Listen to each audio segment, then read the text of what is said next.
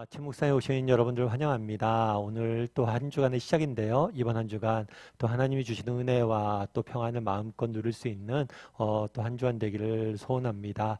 오늘은 포도원 농부의 비유라는 제목으로 마가복음 12장 1절부터 12절까지 말씀을 계속해서 좀 살펴봤으면 좋겠습니다. 먼저 2절과 3절 말씀을 같이 한번 읽어봤으면 좋겠습니다. 때가 이름에 농부들에게 포도원 소출 얼마를 받으려고 한 종을 보내니 그들이 종을 잡아 심히 때리고 거저 보내었거늘. 예, 저희가 지난주 금요일날 살펴봤지만 우리가 포도원 농부의 비유에 대해 계속해서 살펴보고 있어요. 어느 날 포도원 주인이 포도원을 만들었죠. 멋진 포도원을 만들었습니다. 울타리를 치고 그 다음에 포도 짜는 틀을 만들고 망대를 세우고 그리고 포도를 심고 그래서 누군가 와서 거두기만 하면 되게 만들어놨어요. 그래서 이 포도원 주인이 농부들에게 세를 주는 거죠. 너희가 이곳에 나무를 관리해서 포도의 소출이 나오면 너희가 이것을 가지고 누려라.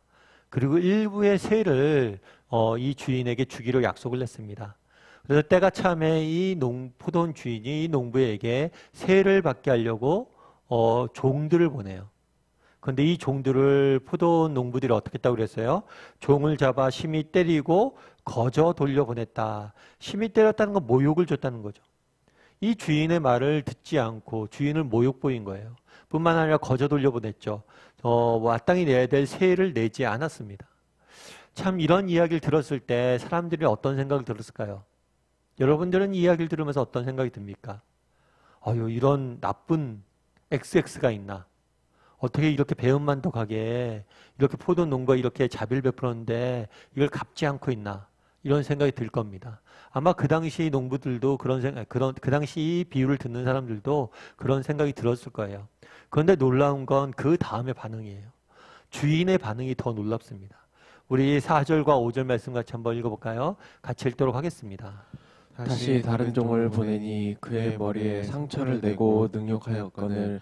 또 다른 종을 보내니 그들이 그를 죽이고 또 그 외 많은 종들도 덜어는 때리고 덜어는 죽인지라. 뭐라고 되어 있어요? 다시 종을 보냈다라고 되어 있죠. 종을 보냈는데 심한 모욕을 받았습니다. 그리고 때려서 돌려보냈어요. 근데 또 다시 보냈죠. 그 다음에 또 뭐 했어요? 또 다시 보냈어요.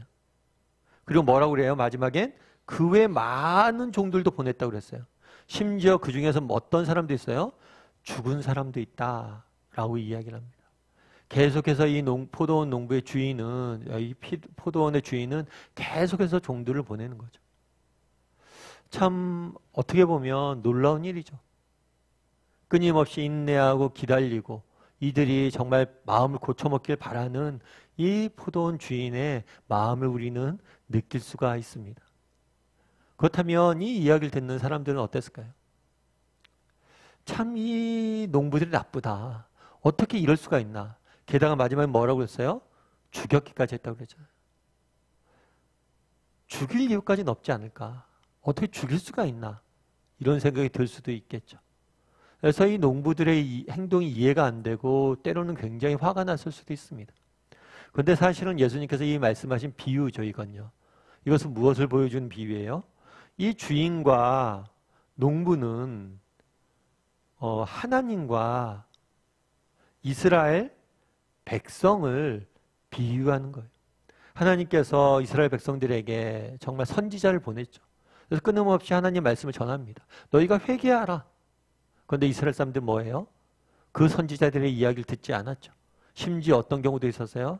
이 선지자를 죽인 경우도 있었죠. 이 이야기를 하는 거예요. 우리가 사실 성경을 읽다 보면 그런 이야기 생각이 많이 들죠. 참 이스라엘 백성들이 이상하다. 하나님께서 이런 은혜도 베풀고 이런 사랑도 베푸는데 참 말 안 듣는다. 이런 생각이 듭니다. 그렇다면 왜 이 농부는 이렇게 말을 듣지 않고 계속해서 종들을 때리고 그랬을까요? 이 농부들이 천성적으로 악한 사람들이었기 때문이었을까요? 여러분, 헨리 나우엔이라는 분을 아마 아실 거예요.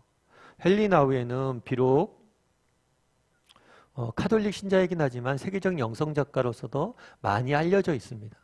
근데 이 헨리 나우엔이 쓴 책 중에서 탕자의 귀향이라는 책이 있어요. 이 탕자는 자신을 비유한 거야, 자신.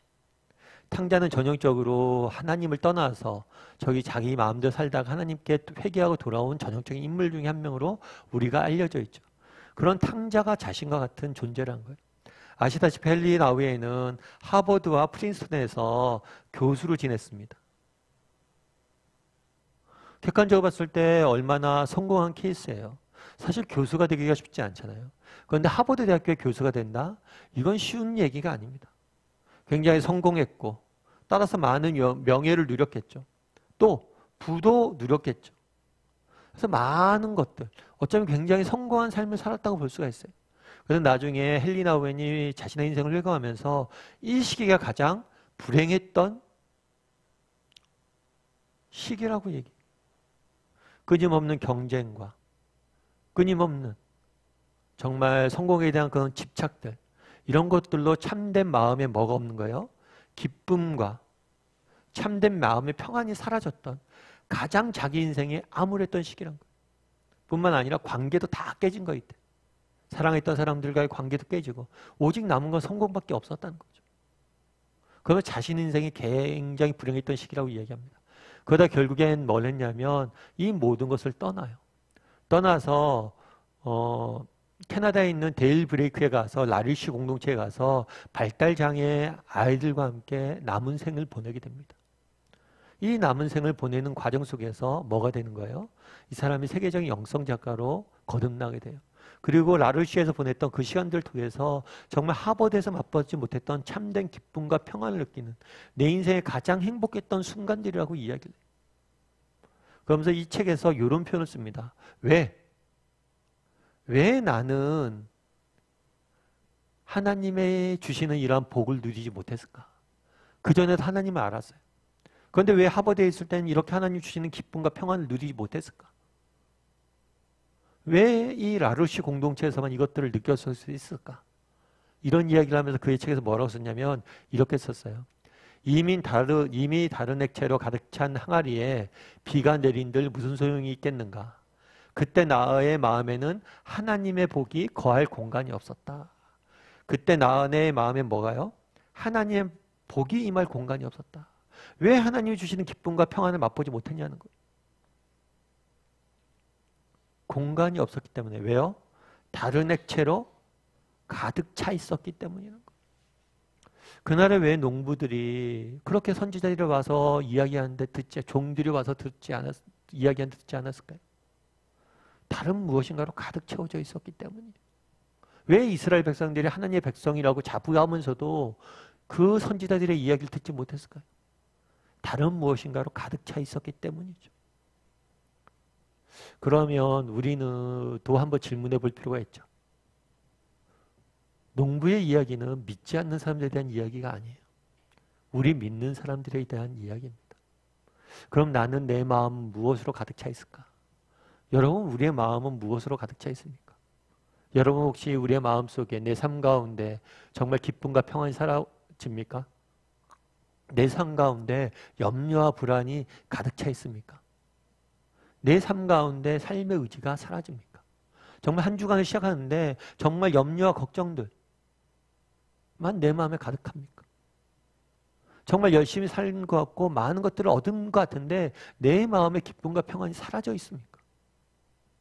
그렇다면 내 마음을 지금 무엇으로 채우고 있는지 우리가 돌아봐야 될지 몰라요. 오늘 하루 묵상해 봤으면 좋겠어요. 뭘 묵상해 보면 좋을까요? 내 마음은 내가 지금 무엇으로 채우고 있는지 물어봤으면 좋겠습니다. 그리고 정말 물론 세상 것들도 우리가 신경 쓰고 열심히 살아야죠. 그런데 내 마음 속에 그런 것들을 조금씩 비웠으면 좋겠어요. 그래서 정말 하나님의 은혜가 임할 공간들을 좀 만들어냈으면 좋겠습니다. 조금 더 하나님과 동행하고 하나님과 기도하고 또 하나님과 만나는 그런 시간들이 되었으면 좋겠어요. 그래서 하나님의 복을 누릴 줄 아는 오늘 하루 이번 한 주간이 되기를 주님의 이름으로 소원합니다.